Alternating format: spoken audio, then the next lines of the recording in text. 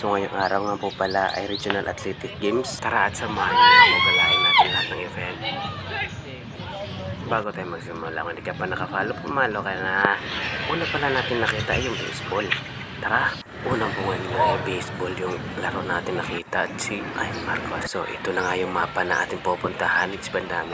Unang bungan, Taekwondo. Mapapawaw ka na lang. Sayang nga lang kasi mamaya nga pa yung event kaya wala tayong mabidyohan. Ang pangatlong spot, Wushu. At kung nasa Prosperidad ka, gumala ka na lang dito. Go, Joy! Go, Joy! Bantay! Bantay!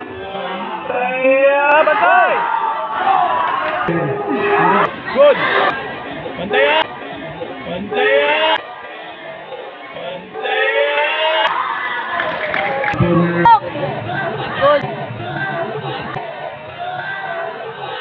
Hop! Okay, follow! Okay! Okay! 85 minutes. 85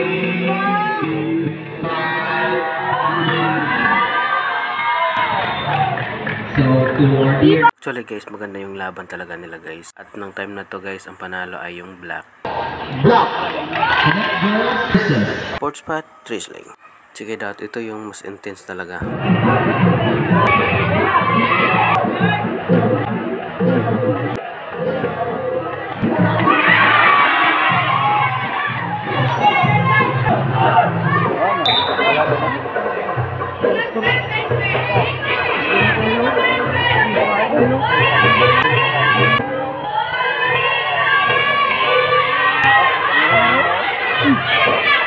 Skip na natin to kasi sa bagay naman makakaisip ka naman talaga ng kung ano-ano kung may asawa kang ganito. Kaya kung lasanggera ka, manda ka, titino ka talaga.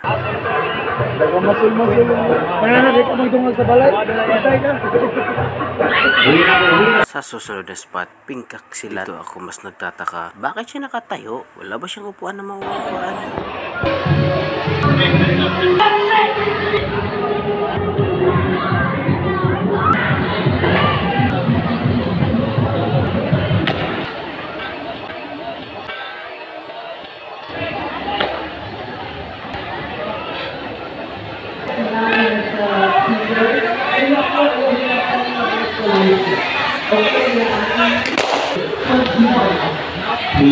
Buti na lang at nasa harap ako nila kaya nakita ko nang maayos yung performance niya. Ang ganda, sobra. Sa next spot, Arnis. At kung natatakot kayo sa relasyon ng asawa, mas dito kayo matakot. Corazon Arienza,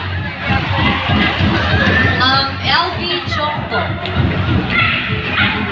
Riza May Curalan,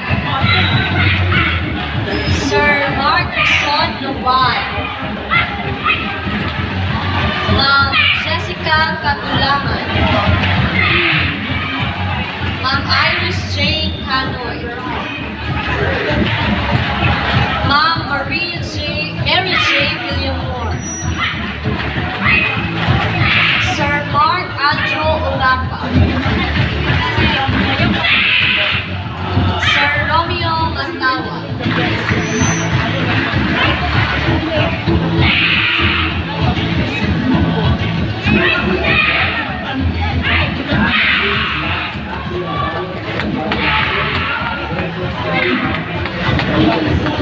Sir Magdaleno Isipin mo, ulo mo ang hawak niya. Torture ka talaga.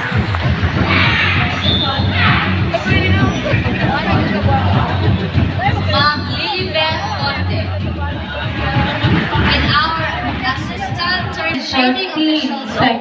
officiating official. Judge 1, 9.6. To describe the rich heritage Judge 3, 9.6. of this Judge martial 4, art, 9.6. And Judge I 5, vow to officiate 9.6. matches with Thank you, integrity, judges, and thank you, performer number fairness, and 3. impartiality.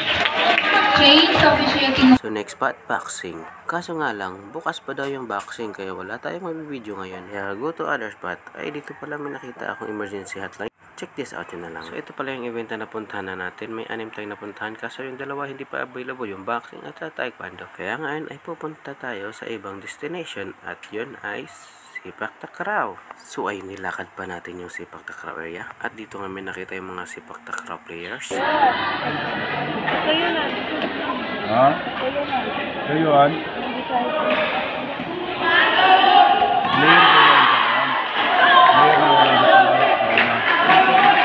Tapos nga sa Sipak Takraw, pupunta tayo sa futsal. Pero habang naglalakad ako, may nakita ako. Here is the futsal area.